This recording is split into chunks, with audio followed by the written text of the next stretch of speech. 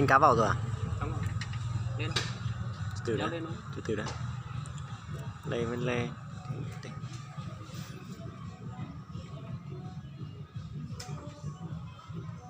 24 rồi. Được. 24 đưa rồi nhỉ? 24 được.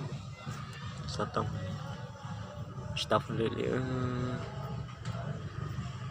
Chừng nào. Thấy chưa? Còn mấy cái hạt nữa? Cột 12. Còn bò 12 nữa nhỉ? 12 cho vào thì phải chút mấy thằng dán nó phát nó đẹp. Ê, hồ này anh trái hồ này nhỉ anh nhỉ? Chả đời anh ơi, chúng mày là cái hồ này.